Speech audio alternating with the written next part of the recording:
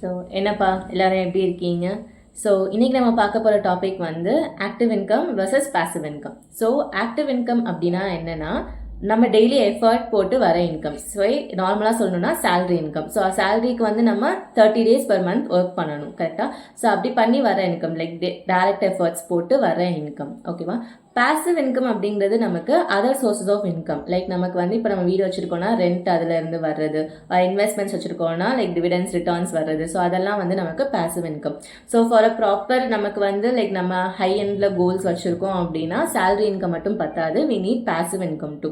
So நம்ம இதையும் வந்து ஒரு எக்ஸாம்பிளாக பார்க்கலாம் ரெண்டுத்துக்குமே. ஸோ இப்போது ஆட்டோ டிரைவர்ஸ் அவங்க எக்ஸாம்பிள் ஒன்று எடுத்துக்கலாம். ஸோ டிரான்ஸ்போர்ட் வச்சுருக்கவங்கன்னு இல்லை. ஸோ ஆட்டோ டிரைவர்ஸ் அப்படிங்கிறப்போ 2 பேர் இருக்காங்கன்னு வச்சுக்கோங்க. ஒருத்தர் வந்து டெய்லி ஆட்டோ ஓட்டி சம்பாதிக்கிறாரு, இன்னொருத்தர் வந்து சிஸ்டமேட்டிக்காக பிளான் பண்ணி கொஞ்சம் சேவ் பண்ணி வச்சிருக்காரு. ஆனால் அவரும் வந்து டெய்லி ஆட்டோ ஓட்டிட்டு இருக்காரு ஃபர்ஸ்ட் ஸ்டார்டிங்கில். So he has some savings and அதை வச்சு அவர் என்ன பண்ணுறாருன்னா ஒரு 2 ஆட்டோ எக்ஸ்ட்ரா வாங்கி போட்டு அதை ரெண்ட்டுக்கு வித்துடுறாரு. ஸோ அப்படிங்கிறப்ப அவருக்கு அதுலேருந்து ரெண்டல் இன்கம் வரும். ஆனால் ஏ அப்படிங்கிறவருக்கு வந்து ஜஸ்ட் அவர் டெய்லி வந்து எஃபர்ட் போட்டு வர இன்கம் மட்டும் வரும்.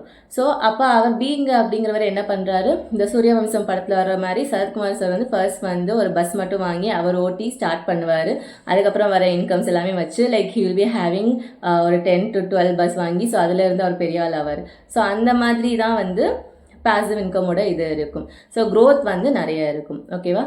ஸோ இன்னொரு எக்ஸாம்பிள் சொல்லலாம்னா நம்ம ஸ்டார்டிங்கில் லைக் ரெண்டல் ஹோம்ஸ் அந்த மாதிரி இருந்துட்டு அதுக்கப்புறம் நம்ம நல்லா இன்வெஸ்ட்மெண்ட்ஸ்லாம் ப்ராப்பராக பண்ணி when we have that amount of savings நம்ம வந்து ஒரு அட்லீஸ்ட் ஒரு 10 story பில்டிங் அந்த மாதிரி வாங்கி நம்ம ரெண்ட் விடுறோன்னா அதுலேருந்து நமக்கு மந்த்லி ரெண்ட் வருது அப்படின்னா இன்கம்னா அது இன்னொரு பாசிவ் இன்கம் நமக்கு.